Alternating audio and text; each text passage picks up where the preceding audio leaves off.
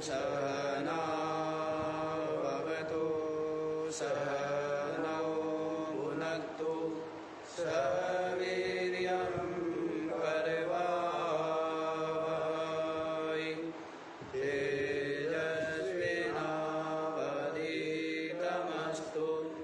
मा विद्विषावहै। ॐ शान्तिः शान्तिः शान्तिः।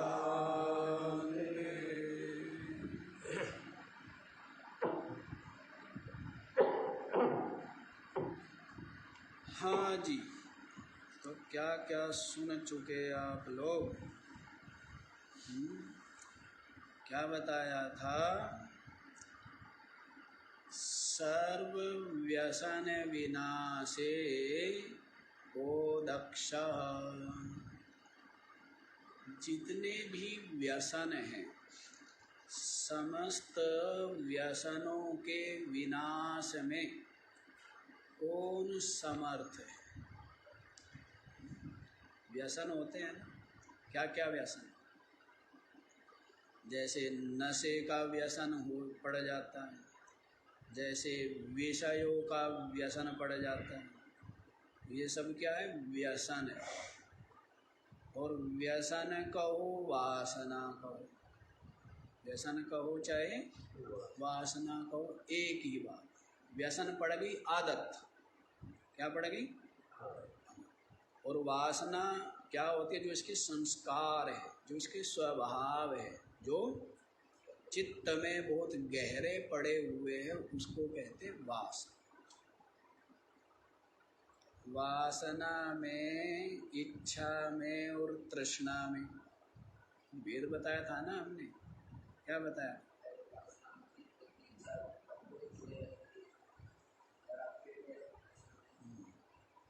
समझ आया क्या? जैसे जब बीज हो तब वो वासना है, जब वो अंकुरित हो गई वासना तब उसका नाम इच्छा पड़ जाता है। जब वो अंकुरित हो गई तब क्या नाम है उसका? और जब उसने वृक्ष का रूप धारण कर लिया तब उसका नाम है तृष्णा। तब क्या नाम हो गया? तृष्णा। तो वासना से इच्छा और इच्छा से तृष्णा।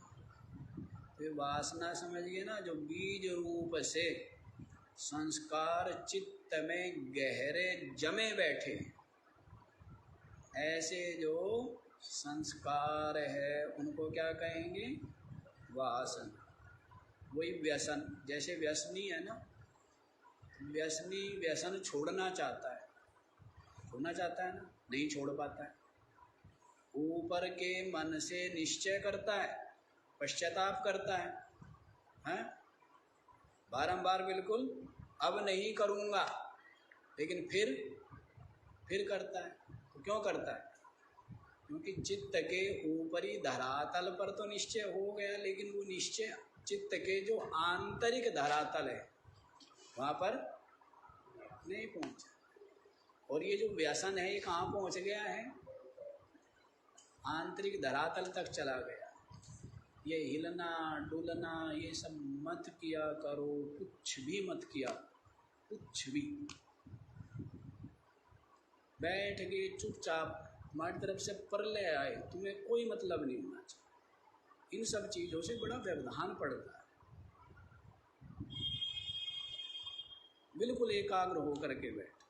लोग बड़ा, मेरे को लगता है कि मेरा कहना ये सत्संग बड़ा साधारण हो जाता है, क्योंकि आपका ध्यान उस तरफ चला गया, तो इसका मतलब ये साधारण हो गया ना। कुछ भी नहीं होना चाहिए। कोई प्रधानमंत्री आए, राष्ट्रपति आए, कोई आए, क्या मतलब होता है इन बातों का? बिल्कुल एकाग्रता होनी चाहिए। केवल साधारण समझते हो क्या आप? लोगों को पता नहीं इस विद्या का, इस ज्ञान का। साधारण है क्या? इसको महत्व, इसको जो कहने वाला है उसको महत्व। उन चीज़ों को तरफ बिल्कुल वो नहीं होना चाहिए। गर्मी लग रही है तो क्या हो जाएगा? तो मर तो नहीं जाऊंगे 1 घंटे में? उस समय के लिए किसी चीज़ पर ध्यान नहीं होना चाहिए। हमें पसीना आया रहता है, हम बोलते रहते हैं, और मैं कभी बोलता हूँ कि भाई पंखा चला दो या बंद कर दो? इतना भी तब कहने की मेरे अंदर बहिर्मुखता नहीं आती, जबकि खूब पसीना आ रहा है तो भी इतना डूबना पड़ता है। हाँ जी, तो ये जो वासना व्यसन है, जन्म जन्मांतरों से के संस्कार चित्त में जमे हुए, तो उनको निकाल पाने में, उनको पूरी तरह गलित करने में कौन समर्थ है? तो कहते सर्वथा त्यागी है, जिसने समस्त अनात्मा के राग का परित्याग कर दिया। अब ये एक एक शब्द, एक एक वाक्य है, इस पर कई कई जीवन कुर्बान किए जा सकते। समझते हो आप इन बातों के महत्व को? समस्त अनात्मा के राग का त्याग है, संपूर्ण प्रयत्न करके कर पाओ, और उसमें 10-5 पैसे भी कर पाओ तो भी बहुत बड़ी बात समझो, और करना पड़ेगा 100 के 100।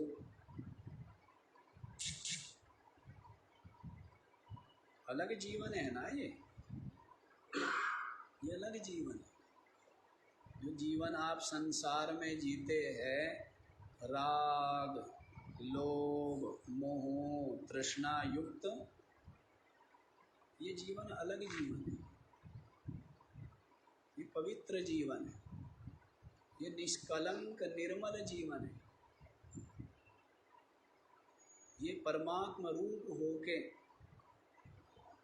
अपने चित्त को कैसा बना लेना है? परमात्मा रूप बना लेना, ऐसा जीवन है। इनको साधारण क्यों समझते हैं? तो राग, अनात्मा के राग का त्याग, सर्वथा त्याग, वही क्या होता है? वासनाओं से निर्मुक्त हो जाता है। वासनाएं कहीं है ना, विषयों, नशे की वासना वही नहीं छूटती लोगों से, विषयों की वासना वही नहीं छूटती। छोड़नी क्या है? शरीर की भी वासना छोड़नी है, लोक वासना भी छोड़नी है, और मैं जीव हूँ ये वासना भी छोड़नी है। साधारण काम हो गया। नशा नहीं छूट पा रहा है, विषय नहीं छूट पा रहे हैं, और लोक वासना, संसार में मेरा नाम हो, प्रसिद्धि हो, सब मुझे अच्छा माने, ये नहीं छूट पाती है। छोड़ने की बात क्या चल रही है? शरीर की वासना की, मैं देह हूँ, ये वासना भी छोड़नी है? मैं सूक्ष्म देह हूँ, ये वासना भी छोड़नी है। मैं कारण देह जीव हूँ, ये वासना भी छोड़नी है। तब जा कर के निरुपाधिक निर्विशेष जो चेतन है, साक्ष्य, तब जा कर के उसमें आप पहुँचेंगे या बैठेंगे या ठहरेंगे। संसारियों से तो पहले ही काम नहीं हो पाते, नशे नहीं छूट पा रहे, ऐसी स्थिति है जी। ये तो आप लोगों ने कल सुन चुके, आज जो है 14वां श्लोक देखिए। अच्छा 14वां भी हो गया था ना, ये भी हो गया कि मरण क्या है? मूर्खता। मरण क्या बताया था? विवेक न होना, समझ न होना, ये मरण है। मरते ही रहते हैं लोग, क्रोध में, लोभ में, काम में, मोह में, हर समय मरते हैं ना, क्षण क्षण में मरते हैं, कदम कदम पर मरते हैं। दुखी अशांत, लोभ मोह के कारण ना, काम क्रोध के कारण, लोभ मोह अहंकार के कारण मरे हुए ही है। जीवन तो उसका है जो विवेक युक्त है। जो जानता है इन विषय वस्तु के द्वारा प्राप्त होने वाला जो सुख है वो क्षणिक है, नाशवान है और दुख रूप ही है और गुलाम बनाने वाला है। क्या करने वाला है? और एक जन्म में गुलाम बनाए तो भी काम चले। जन्म जन्मांतरों से ये जीव विषयों का क्या बना हुआ है? गुलाम बना। और दुख पर दुख ही तो उठाता है और पाता क्या है? क्या पाता है? दुख पर दुख ही उठाता है। तो मरना मूर्खता ही मरना और विवेक हो जाना यही जीवन है। और विवेक कैसे हो गए? सत्संग से विवेक हो गए। विवेक कैसे होगा? सत्संग से विवेक होगा ना। और इसके आसपास भी नहीं जाता है, सदग्रंथों के सत्संग के समीप नहीं जाता। विवेक कहाँ से हो? विवेक के बिना तो फिर दुख ही है, मूढ़ता ही है, मरण ही है, नरक ही है, नरक ही है। तो ये बता दिया था। अब आप लोग 15वां श्लोक देखिए। पुत्र विधेयो यतनो विद्याभ्यासे सदोषधे दाने अवधीर्णा कुआ कार्या खल परयोषित परधनेषु। पुत्र विधेयः यत्नः विद्याभ्यासे सदोषधे दाने अवधीर्णा क्व कार्या खल परयोषित परधनेषु। पुत्र विधेया यत्न। कहाँ पर यत्न करना चाहिए, पुरुषार्थ करना चाहिए? कहाँ पर, किस चीज के लिए यत्न करते हैं ना लोग? स्वार्थ पूर्ति के लिए, धन आदि पद आदि को पाने के लिए क्या करते हैं? यत्न करते हैं। सारी दुनिया ही कर रही है।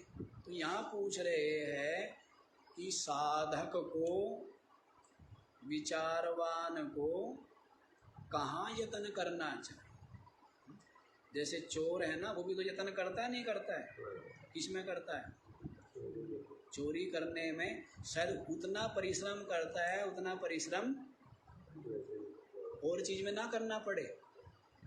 चोर को बड़ा परिश्रम करना पड़ता है, नहीं? चोरी भी करना, उसमें परिश्रम, फिर बचाव भी करना, पकड़ा ना जाऊं और कहीं चोट आदि ना लग जाए, हैं? कितना परिश्रम करना पड़ता है ना। तो वो भी परिश्रम कर रहा है, लेकिन वो परिश्रम कोई परिश्रम है, सार्थक है क्या? है? केवल पाप को ही बढ़ाने वाला है ना। दूसरों को लूटेगा, क्या हुआ? दूसरों का धन जिसने लूट लिया, अधिकार छीन लिया, तो पाप ही है ना। नरक में ही जाएगा। नरक ही जाएगा क्या? नरक ही तो भोगता है। चोर क्या नरक ही भोग रहा है? चोरी से पहले भी डर रहा है, चोरी करते भी डर रहा है, चोरी करने के बाद भी डरता ही डरता, नरक ही तो भोग रहा है। और कौन सा वो स्वर्ग भोग रहा है? तो इसलिए पूछते हैं, यतन तो लोग जगह जगह करते हैं, लेकिन यतन कहाँ करना चाहिए? तो पहले कहा है विद्याभ्यासे। बाल्यावस्था में ब्रह्मचारी को, जैसे मकान बनाते हैं ना, तो मकान बनाने से पहले क्या करते हैं? इसकी जो भूमिका है, प्रतिष्ठा, नींव, उसको क्या करते हैं? उसको सुदृढ़ करते हैं ना। ऊपर मकान बनाने से पहले जो नीचे की फाउंडेशन है, नींव, उसको मजबूत बनाते हैं ना। तो वैसे ही पूरे का पूरा जीवन किसके आश्रित है? बाल्यावस्था के आश्रित। जैसे संस्कार बाल्यावस्था में पड़ जाएंगे, जैसी शिक्षा, जैसे संस्कार, जैसी संगति, जीवन पर्यंत। अब बचपन में तो ध्यान देते नहीं, और जब वो फिर जवान हो जाता है ना, फिर कहते हैं कि बेटा ये कर। वो क्यों करेगा? 5 से और 12 वर्ष की आयु तक जो सिखाया जा सकता है सिखा दो, उसके बाद वो कुछ नहीं सीखेगा।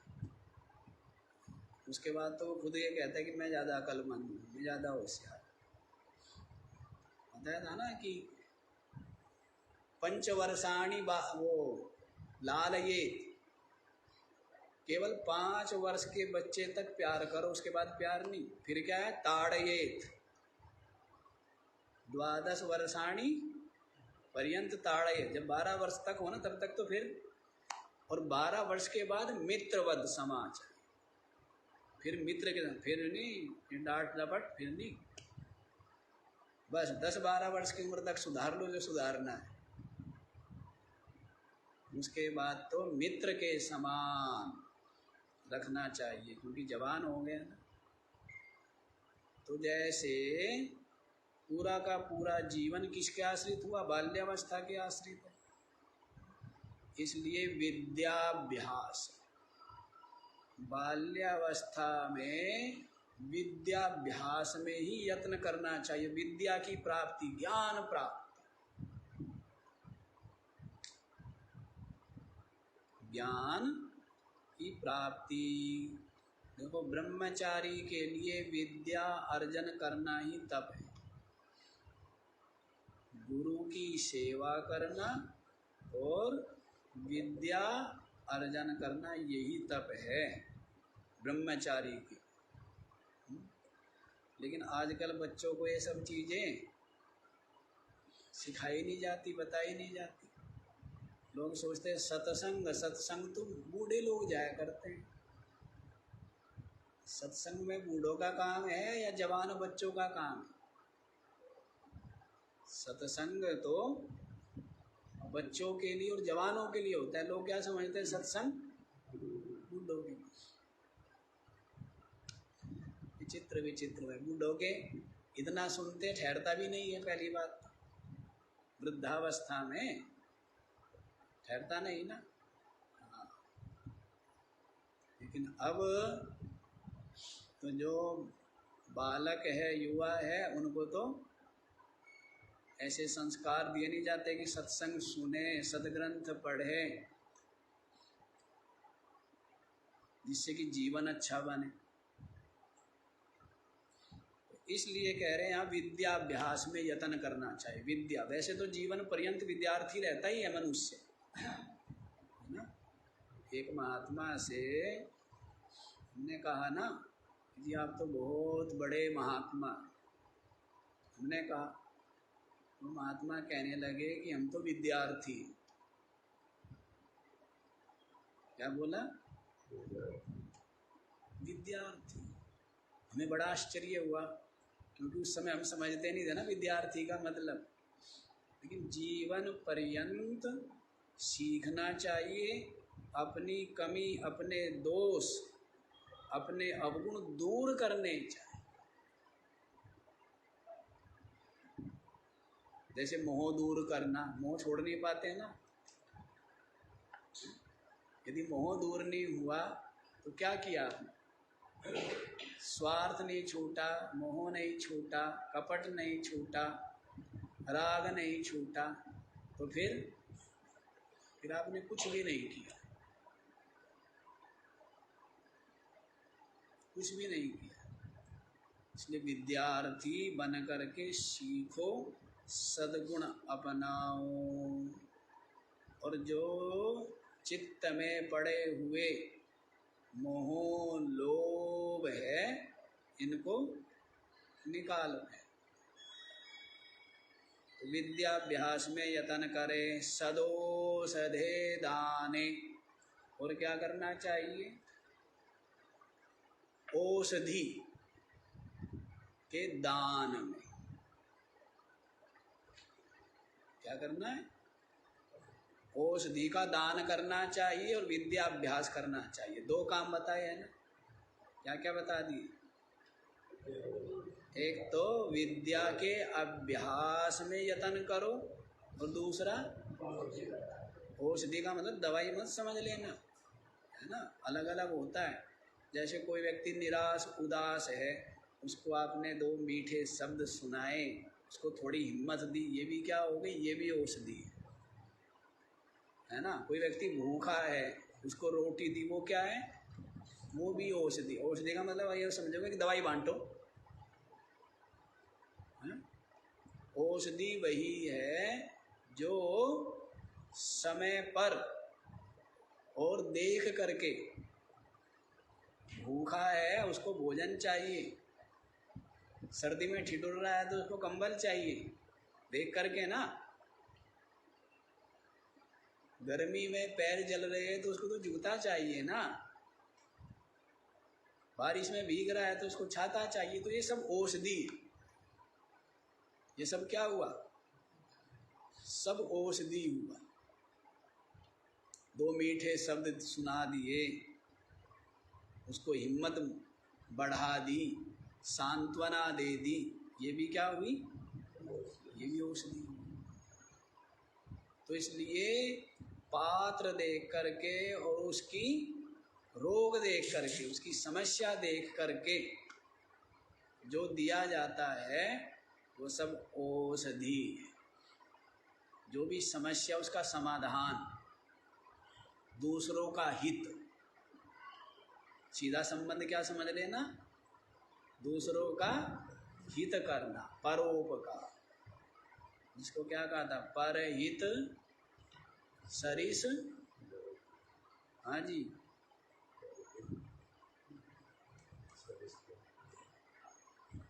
परहित सरिस धर्म नहीं भाई। पहले क्यों नहीं बोल रहे थे? पुस्तक में कुछ लिखा हुआ है, क्या लिख रहा है? परहित सरिस। हाँ जी, क्या बोला है? परहित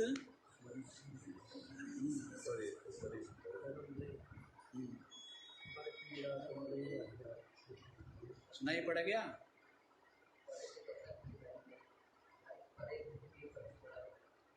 दूसरे का हित करना, यही धर्म है। लेकिन आजकल तो दूसरी बुद्धि है ना, स्वहित करना ही धर्म है।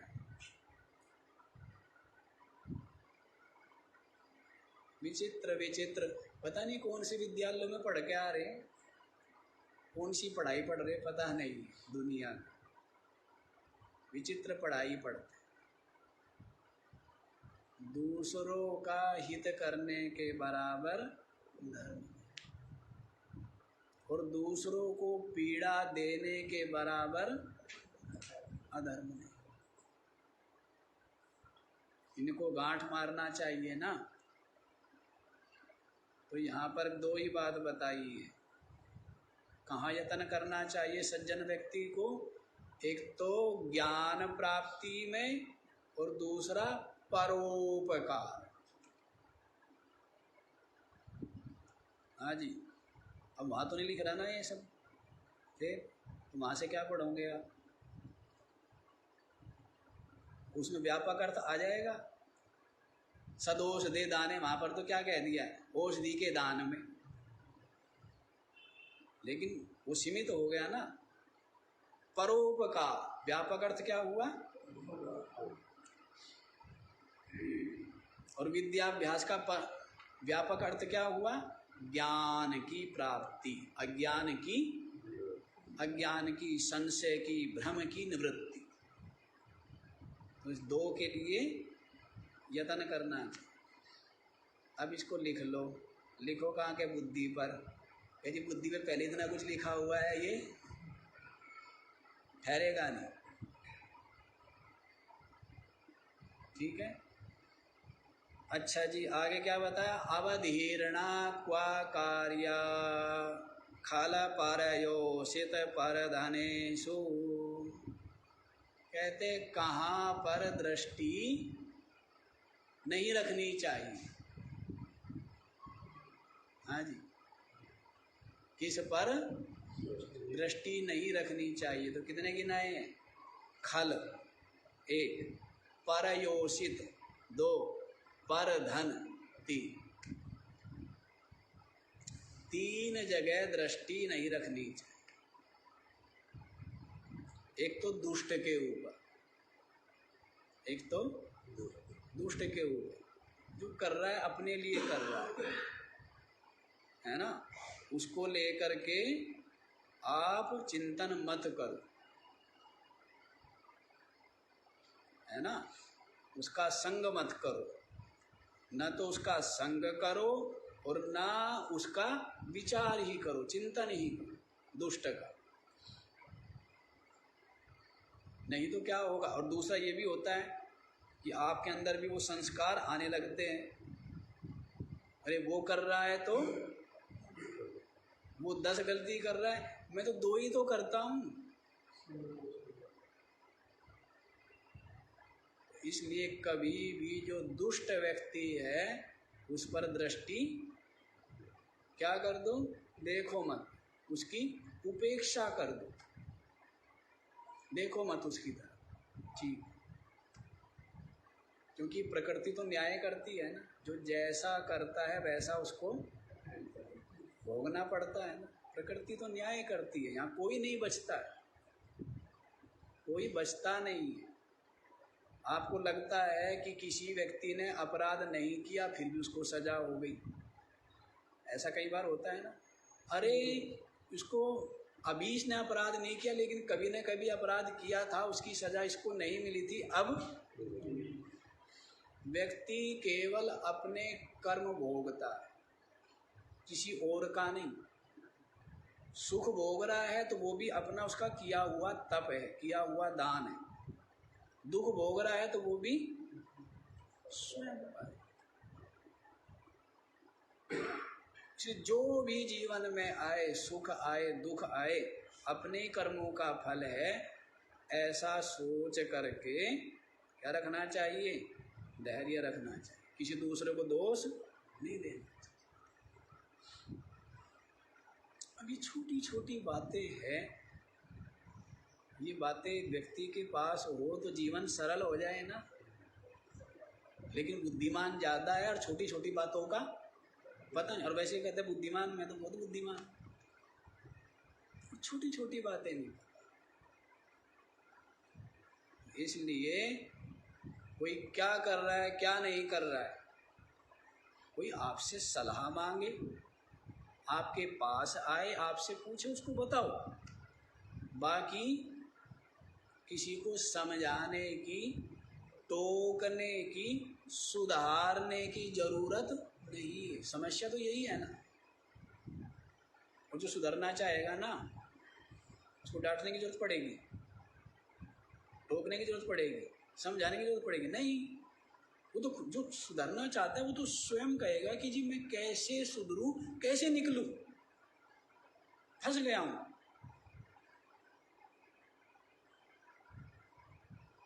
इसलिए एक बार कहे ज्यादा, दूसरी बार कहने की जरूरत नहीं। और महात्मा लोग तो आपको सत्य बताऊं, हम लोग तो एक बार कहने में बहुत आलस आता है। यदि हम किसी को एक बार कह रहे हैं ना, तो आदमी को समझना चाहिए कि 1000 बार कह दिया। सत्य कह रहा हूँ, एक बार कहने में भी इतना, इसलिए हम किसी को ना टोकते हम किसी को, यहीं जो कह दे, वैसे हम टोकते ही नहीं है किसी को। ना टोकना, ना डांटना, और समझाने वाला काम भी हमारा नहीं चलता है। यदि महात्मा एक बार कह रहा है तो ये सोचो 1000 बार कह चुका है, दोबारा वो गलती रिपीट नहीं होनी चाहिए ना। सत्य कह रहा हूँ, क्योंकि एक बार कहने का भी साहस नहीं होता, मन ही नहीं करता है एक बार कहने का। इसलिए नहीं समझाना दुष्ट को, दुष्ट पर दृष्टि नहीं रखनी। कहते हैं ना कि सीखता को दीजिए जाको सीख सुहाए, सीख दिए से वानरा घर बैया का जाए।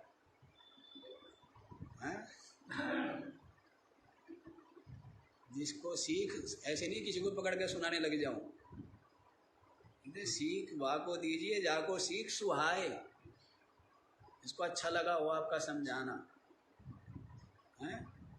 और सीख दिए से बानरा, बैया है ना छोटी सी बेचारी पक्षी, छोटी सी चिड़िया, कितना अच्छा घर बनाती है अपना, नीचे को होता है ना उसका मुंह, उससे बनाती है तिनको से। तो बैया कहने लगी बंदर को, हैं बारिश में ठिठुर रहा है, सर्दी में ठिठुर रहा है, बारिश में भीगा हुआ था बंदर, हवा चल रही थी, ठिठुर रहा था। तो कहने लगी तेरे हाथ पैर है, इतना मजबूत शरीर है, घर क्यों नहीं बना लेता तू? हैं? बंदर कहने लगा अच्छा मेरे को शिक्षा देगी तू? तो बैया का घर तोड़ दिया ना।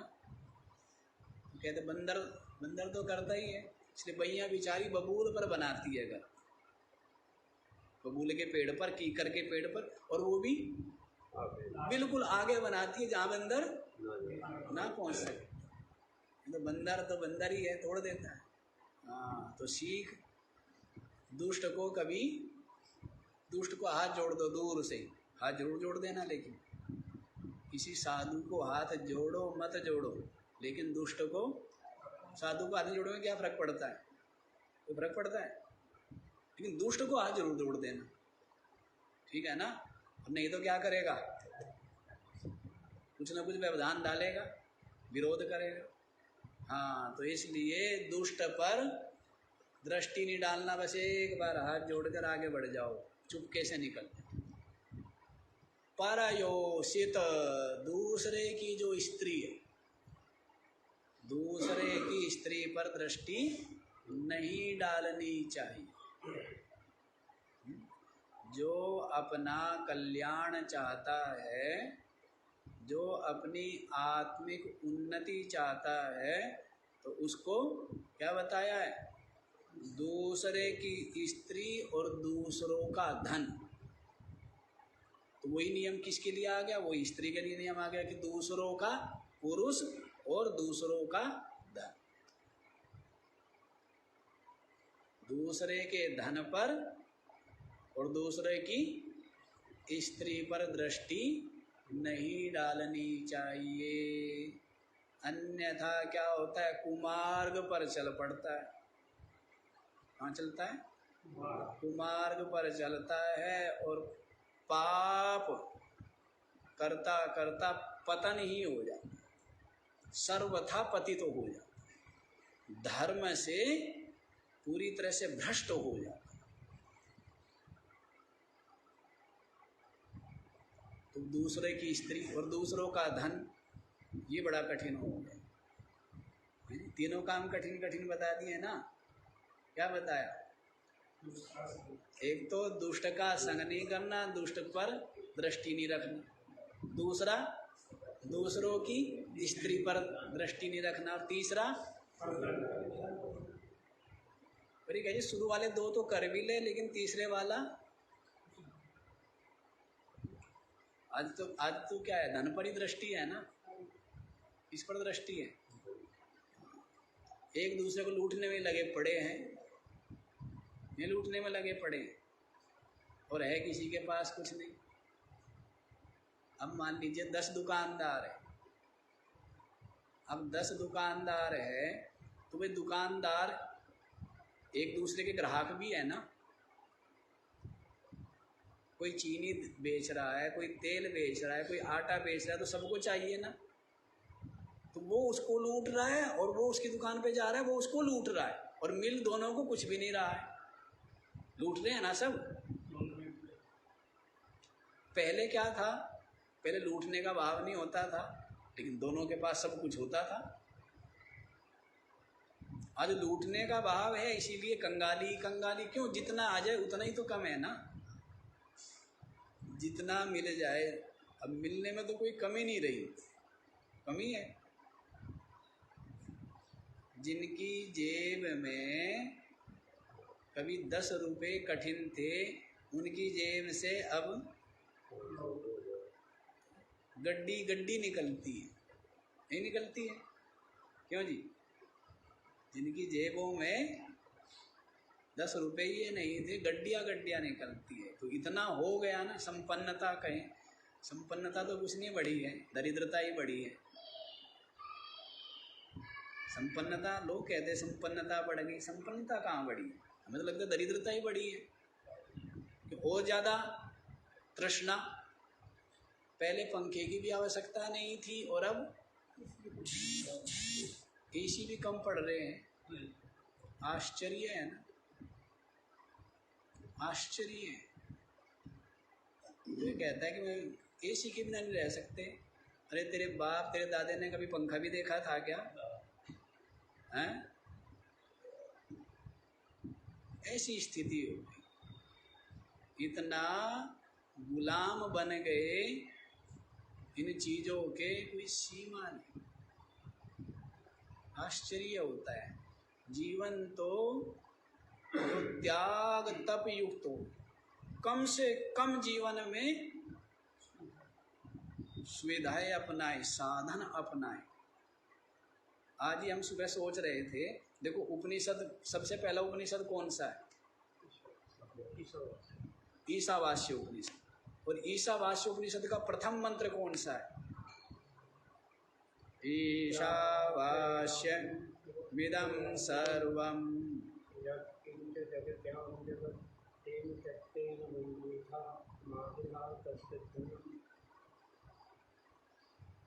ये प्रथम मंत्र है ईशावास्य उपनिषद। इसमें ही क्या शिक्षा दी हुई है। यदि ये शिक्षा ही आदमी मान ले आज, तो सबके जीवन सुख में हो। तेन त्यक्तेन भुंजी था, त्याग पूर्वक उपभोग करना चाहिए।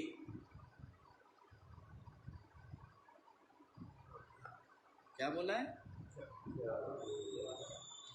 अर्थात जितना कम से कम में गुजारा हो सके, कम से कम अपनी आवश्यकताएं रखनी चाहिए, कम से कम। और आवश्यकताएं भी इतनी बढ़ा ली और इच्छाओं का तो कोई अंत नहीं, इसलिए जीवन भर कंगाली बनी रहती है, जीवन भर। और जिसकी कम से कम में गुजारा करता है, वो जीवन भर शहंशाह बना रहता है, जो कुछ चाहिए नहीं। अब आदमी को क्या ये भी चाहिए जी, और वो भी, क्या पंखा भी चाहिए, फिर क्या कूलर भी चाहिए, क्या एसी भी चाहिए, और ये भी चाहिए, और वो भी चाहिए, और वो भी चाहिए, और वो भी चाहिए। तो वो क्या हुआ? कंगाल हुआ ना। और जिसको क्या हमें कुछ नहीं चाहिए, कई लोग आते हैं कि जी हमें कुछ नहीं चाहिए, हम तो यहाँ लेट जाएंगे। बताइए, गद्दा तक भी नहीं, क्या फर्श साफ तो है जी, हम तो यहाँ लेट जाएंगे। ऐसे भी लोग, और ऐसे भी लोग कि जी हमें क्या चाहिए, वो चाहिए, वो भी चाहिए। आश्चर्य है ना। पता नहीं कौन से, किस दिशा में और कौन से रास्ते पर बढ़ रहे हैं। अशांति के और दुख के रास्ते पर बढ़ रहे, गुलामी के रास्ते पर बढ़ रहे। जिसको कुछ नहीं चाहिए वो हुआ ना, वो शहंशाह हुआ। हाँ, तो इसलिए दूसरों के धन पर दृष्टि नहीं रखनी चाहिए।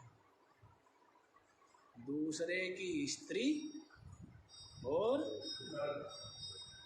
सारी सामाजिक, देखो मनुष्य ने बहुत सुंदर ये सामाजिक व्यवस्था बनाई। सब लड़ रहे हैं ना, बंदर बंदर आपस में लड़ रहे हैं, कुत्ते शेर सांप आपस में क्या है।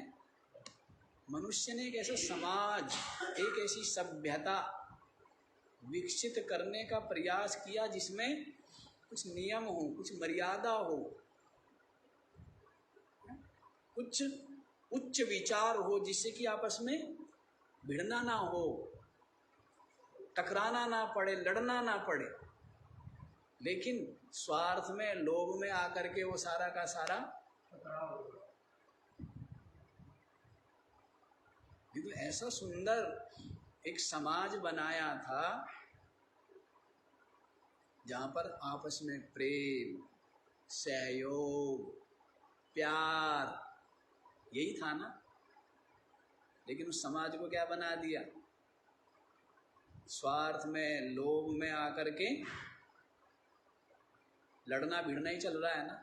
वो देश उस देश के ऊपर चढ़ाई कर रहा है, हासिल क्या होता है? और ये तृष्णा है ना, अहंकार, तृष्णा, ये शांति से नहीं बैठने देती। जिन राजाओं ने दूसरे देशों के ऊपर आक्रमण किया, उनके नागरिकों को मारा, सेना को मारा, वे राजा है? वे तो चले गए, साथ में क्या ले? सब कुछ ये पड़ा रह गया ना।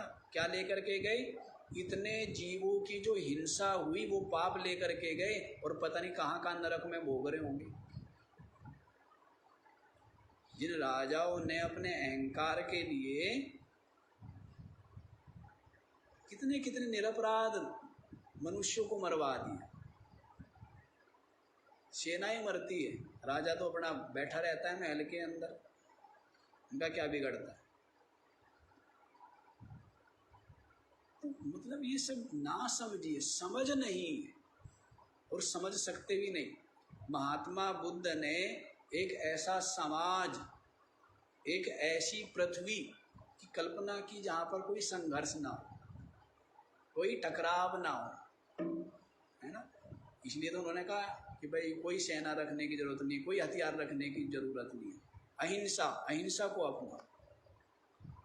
लेकिन स्वार्थी लोभी लोग कहाँ समझने वाले थे इन बातों।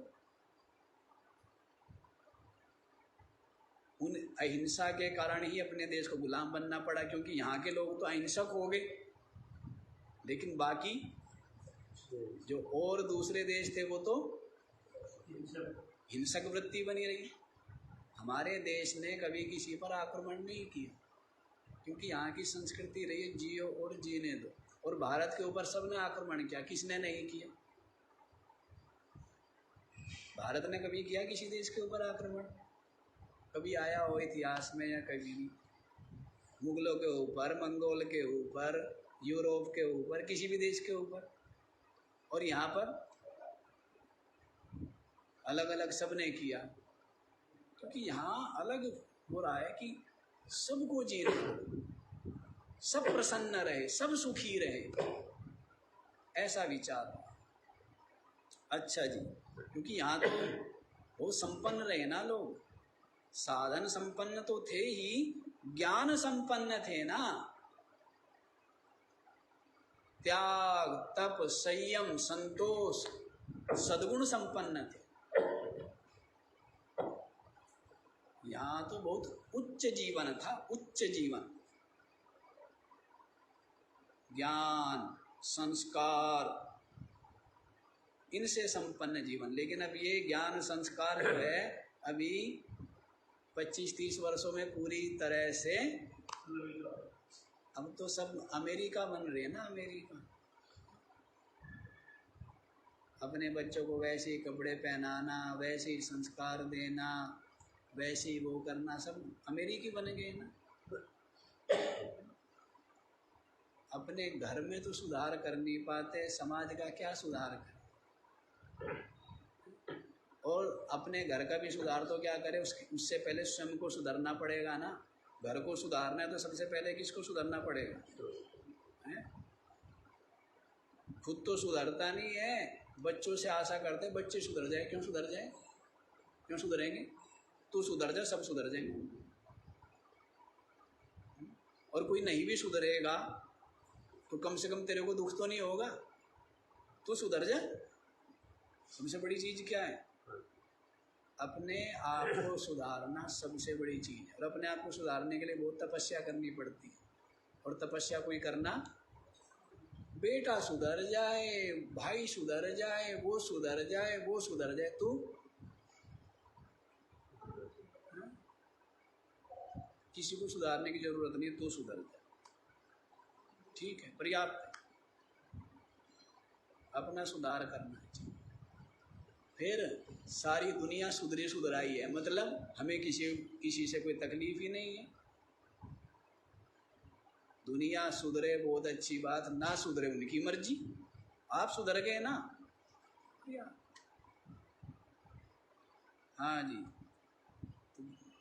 3 जगह दृष्टि कहाँ नहीं रखनी, दुष्टों के ऊपर, दूसरी स्त्री, दूसरे की स्त्री, और परधन है ना। परधन मिट्टी जानिए, पर तिरिया मात समान, इतने में हरि नाम मिले तुलसीदास। अब इतनी सी बात का पालन कर लो, हो गया काम।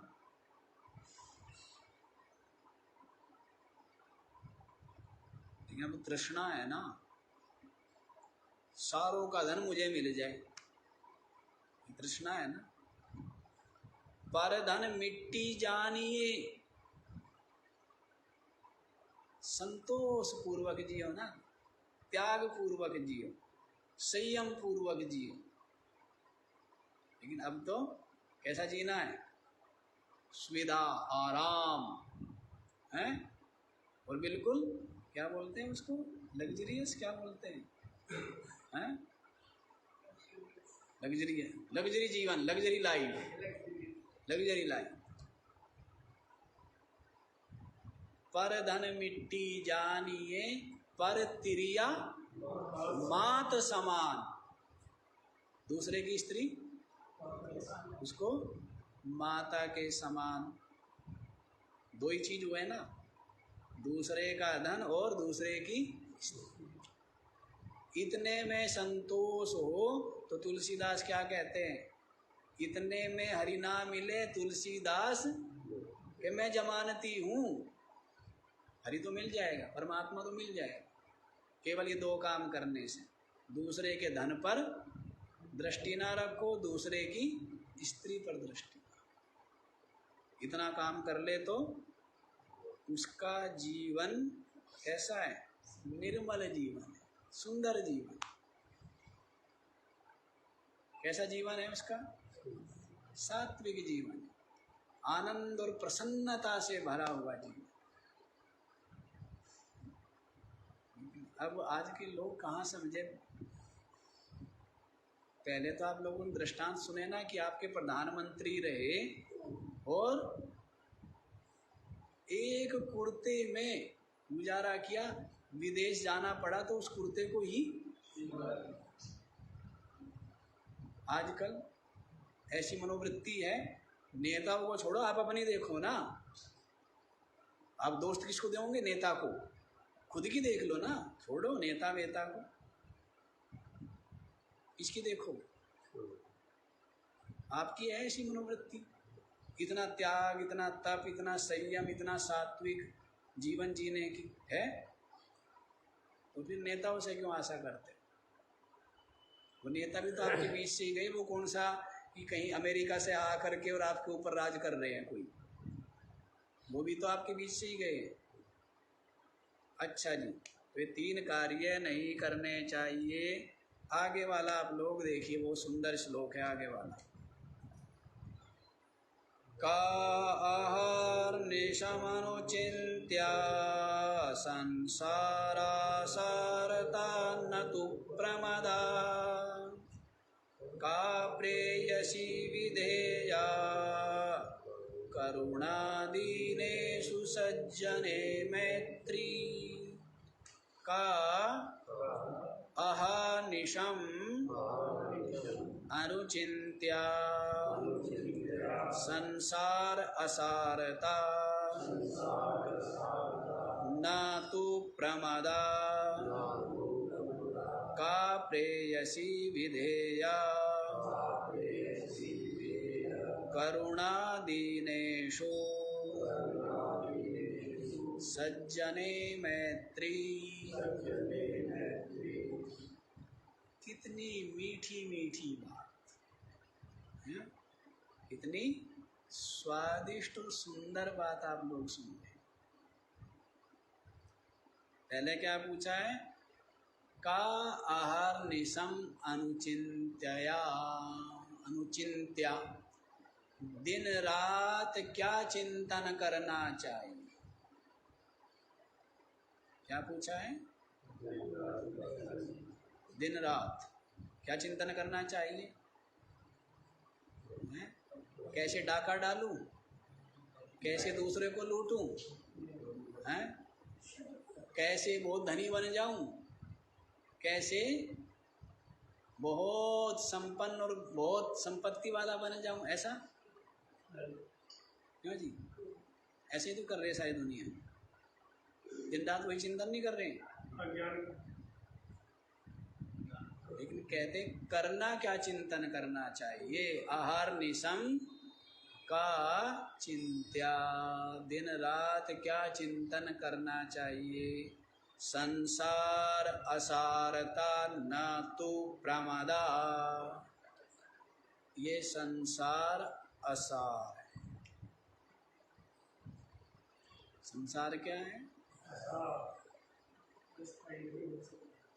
बुढ़ापे में हैं, जब बालक तिरस्कार करते हैं तब कुछ कुछ ये बात अकल में कभी कभार, वो भी कभी कभार ही आती दिखे बुड्ढों को भी, हैं? पहले तो होश ही नहीं। जवानी में तो धन कमाने में, हैं, विषय वस्तुओं के संग्रह करने में, अहंकार डींगे हाँकने में, भाग दौड़ में, इन चीजों से फुर्सत है। बुढ़ापे में जब सब कुछ कमा धमा के बैठ गया है, इतनी संपत्ति जोड़ी, और स्वयं की ही संतान जब तिरस्कार करती है तब कभी कभी है, कभी कभी आती होगी दिमाग में, क्या भाई संसार सब कुछ, कोई किसी का नहीं भाई। और नहीं, पहले तो क्या मेरा, मेरा है, मेरा बेटा है, मेरा ये है, मेरा वो है, ऐसा रहता है ना। और फिर जब बेटा जिसको कितना प्यार करता था वही तिरस्कार करता है, तब क्या लगता है? वही भाई जिसके साथ एक थाली में बैठ कर के खाता था, उससे ही विचार वैभिन्न हो जाता है, मत वैभिन्न हो जाता है, एक दूसरे के शत्रु बन जाते हैं। तो फिर बुढ़ापे में कहता भाई कोई किसी का नहीं, पहले तो सबको मानता था, लेकिन ये विचार भी कभी कभी आता है बूढ़ों को भी, नहीं तो मोह में ही डूबे रहे। लेकिन यहाँ कह रहे हैं कि पहले ही समझ जाना चाहिए कि सारा का सारा संसार असार, सबसे प्रेम करो, है ना, सबसे प्रेम करो, सबका सहयोग करो, अपने कर्तव्य का पालन करो, लेकिन ये बात भी स्मरण रहे कि सारा का सारा संसार, मोह मत करो, है ना। पाप तो मोह में आके करता है ना, जब सबसे प्रेम करेगा तो फिर पाप करेगा क्या? क्यों जी? मोह करता है ना, जिनको अपना मानता है उनसे मोह करता है, और जिनको अपना नहीं मानता है उनको लूटता है। जब सबसे प्रेम करेगा तो जिसको लूटेगा क्या, दुख पहुंचाएगा क्या? सभी तो अपने हैं और कोई अपना नहीं, सभी अपने हैं। और जिनको आप अपने कह रहे हैं ना, भाई एक ही काम करते हैं वो कि उठा के आपको शमशान घाट में पटक के आते, इतना ही तो काम करते हैं, बाकी तो कुछ नहीं करते, आग लगा देते हैं, ये से ज़्यादा भी कुछ करते हैं? इससे ज़्यादा तो केवल दुख ही देते हैं। जिनको अपने मानते हैं वही दुख देता है, जिनको अपने नहीं मानते ना वो कोई दुख नहीं देता है। दुख किसने दिए? मोह के कारण ही ना, अपने मानता है तो दुख पाता है। तो ये संसार असार, वास्तविकता तो देखो, ये और अपने पुरुषार्थ करो, अपने अपने कर्तव्य का पालन। और इस बात को समझ लो कि सारा का सारा संसार और विषय जिनको सुख रूप मानता है सबके सब आसार है, दुख रूप। ये विवेक हो जाए, बहुत बड़ी पूंजी, बहुत बड़ी संपत्ति, सबसे बड़ी संपत्ति है। विवेक से बड़ी संपत्ति कुछ है? और विवेक होगा तभी क्या होगा? वैराग्य होगा। और साधक के लिए वैराग्य से बढ़कर के कोई संपत्ति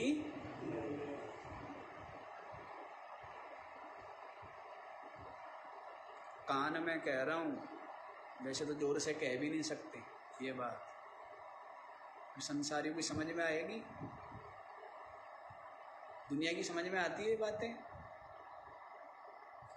वैराग्य से बढ़कर के साधक के लिए कोई संपत्ति, कोई भी साधक हो जो भी अपना कल्याण चाहता है, जो भी सत्य की, तत्व की, परमात्मा की प्राप्ति चाहता है, उसके लिए वैराग्य से बढ़कर के कोई संपत्ति। प्राणियों का पदार्थों का मोह छोड़ नहीं पाता ना। प्राणी पदार्थ सबके सब क्या लगते हैं? प्रिय लगते हैं ना। मेरा है, क्या है? मेरा भाई, मेरी बहन, मेरी पत्नी, मेरा पुत्र, मेरे माता पिता, कितना मोह करता है, कितना चिपकता है ना। लेकिन सबका वियोग हो जाता है ना, सब छूट जाते हैं ना। दूसरा, सबके अपने अपने स्वार्थ है, अपने अपने अहंकार है, नहीं है? अपने अपने स्वार्थ, अपने अपने, लगता है कि आपको प्यार करते हैं, लेकिन प्यार किसको करते हैं? वो अपने अहंकार को प्यार करते हैं ना। इसको प्यार कर रहे हैं। जब तक आपके द्वारा उनका अहंकार पुष्ट हो रहा है तब तक वो आपको प्यार कर रहे हैं। वास्तव में प्यार किसको कर रहे हैं? वो एक बूढ़ा था, उसकी पत्नी मर गई, कई दिन हो गए थे, कई दिनों बाद हमारा जाना हुआ तो बूढ़ा रो रहा था। समझदार साहब ऐसे बूढ़ा, लेकिन रो रहा था। फिर रोते रोते ही कहने लगा कि जी महाराज जी, मैं उसको नहीं रो रहा हूँ, मैं तो अपने सुख को रो रहा हूँ कि वो ऐसा करती थी, ऐसा संभालती थी, कि मैं उसको नहीं रो रहा हूँ। तो वास्तविकता तो ये है, अपने अपने सबका स्वार्थ और अपना अपना अहंकार है। आपसे कोई प्यार नहीं करता है, या आपको भ्रम है कि आपको प्यार करते हैं। सब अपने अपने अहंकार को प्यार करते हैं। इसलिए संसार सारा असार है। ऐसा विवेक हो, ऐसा वैराग्य हो, यही सबसे बड़ी संपत्ति है। लेकिन व्यक्ति का चित्त इतना कमजोर, इतना कायर हो गया ना, कायर हो गया कि वो सारे ढूंढता है, सारा, कभी पुत्र को, कभी स्त्री को, कभी किसी को, सहारे पकड़ता है। कमजोर आदमी जैसे लाठी चाहिए ना बुड्ढे को, कमजोर है तो कायर है, इतना कमजोर हो गया हृदय से कि सारे ढूंढता है, सब सारे टूट जाते हैं। तो संसार की असारता का दिन रात चिंतन करना चाहिए, न तो प्रमादा। कह रहे हैं नारी का नहीं, इसका नारी का चिंतन नहीं, तो नारी उपलक्षण है। यहाँ पर आ गया सब कुछ, धन का भी आ गया, पद का भी आ गया, सबका। संसार की असारता का चिंतन करना चाहिए, न कि स्त्री का, न कि विषयों का, न कि प्राणी पदार्थ का, क्योंकि सबका सब नाशवान है, सबका सब बांधने वाला, गुलाम बनाने वाला, और सबका वियोग अवश्यम भावी, सबका वियोग। इसलिए स्त्री का चिंतन नहीं, संसार की असारता का चिंतन करो दिन रात। का प्रेयसी विधेया, क्या क्या कह रहे हैं? प्रेयसी कौन है जी? का प्रेयसी विधेया, प्रेयसी जो प्रेयसी जानते हैं ना, जिसको प्रेम करता है उसको क्या बोलते हैं? प्रेयसी, प्रेमिका। क्या बोलेंगे? तो प्रेमिका क्या होनी चाहिए? बता रहे हैं करुणा दीनेषु, जो दीन है, गरीब है, उन पर करुणा करे, दया करे, दया के साथ प्रेम करे। किसको प्रेयसी बनाए? दया। और सज्जने मैत्री, तो दो प्रेमिका होनी चाहिए। क्यों जी? पुरुषों की भी और स्त्रियों की भी कितनी प्रेमिका होनी चाहिए? दो। एक तो करुणा और एक मैत्री। समझ रहे सेठ जी? दीनेषु करुणा, सज्जनेषु मैत्री। जो सज्जन लोग हैं उनके साथ क्या करना? मित्रता। और जो बेचारे दीन है, गरीब है, कमजोर है, उनके ऊपर क्या करें? ये दो प्रेमिका बना। समझ आया? का प्रेयसी विधेया, दो प्रेमिका होनी चाहिए जी। एक तो दया, दया के लिए बारंबार हम कहते ही रहते हैं, सुबह भी सुना रहे थे, दया धर्म का मूल है। हाँ जी।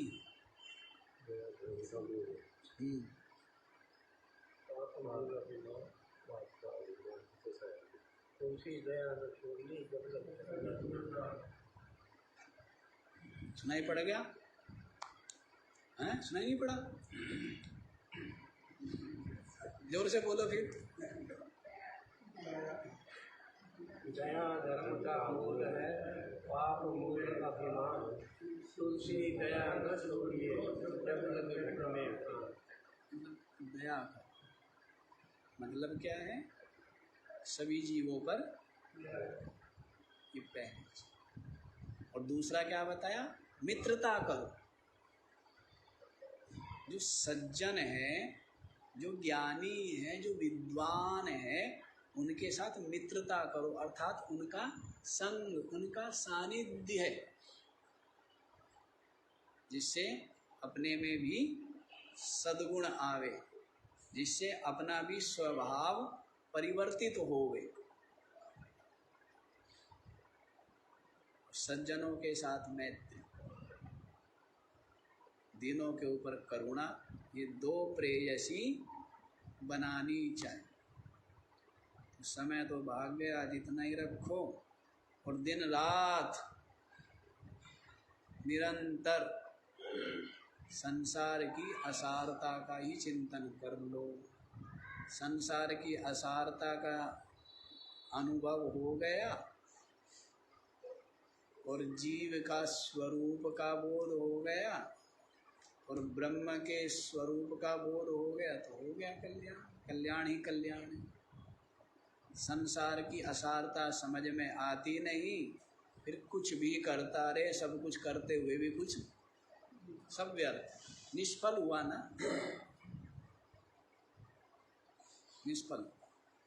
संसार की असारता समझ में आ जाएगी तो स्वार्थ भी और लोभ भी और कपट भी और सारी बहिर्मुखता भी सब छूट जाएगी। अपने आप आपका मन शांत, सब असार ही है। असार में जाता है आपका मन या सार में जाता है? हाँ जी, कहाँ जाता है? सार में जाता है। वो बात अलग है, वो असार, लेकिन उसको सार मानता है तभी तो जाता है ना। जहाँ जहाँ आपका मन सार मानता है वहीं वहीं पर जाता है ना। लेकिन ये पता नहीं उसको कि जिसको सार मान रहा है वो सार नहीं, क्या है? सार है असार है? शास्त्र कह रहे, संत कह रहे, इसलिए मत मान लेना। विचार करो, विचार करो, सार है या असार है जी? जिस दिन ये बात समझ में आ जाएगी कि असार है, उस दिन अपने आप उसकी आसक्ति, और आसक्ति नहीं छूटी है, इसका मतलब असार कह रहा है, मान असार कह रहा है, मानता धन को सार मान रहा है, पद को सार मान रहा है, प्रसिद्धि को सार मान रहा है, इसलिए उनके पीछे दौड़ रहा है। किसके पीछे दौड़ रहा है? संसार के पीछे दौड़ रहा है ना। और परमात्मा को असार मानता है, परमात्मा के पीछे दौड़ता है। परमात्मा चाहिए क्या? कहेंगे जी हाँ, परमात्मा चाहिए, संसार चाहिए। सच बताओ, सारे झूठ बोल रहे हैं, बड़े चालाक। क्या मेरे को अच्छा, मेरे को सब बावड़ा समझते हैं। क्या चाहिए? संसार। हर समय आपका मन कहाँ रहता है? बस ये समझ लो, संसार में रहता है, इसका मतलब आपको संसार चाहिए। और आपका मन परमात्मा में रहता है, तो आपको क्या चाहिए? अब आप देख लो आपको क्या चाहिए। आज इतना ही बात।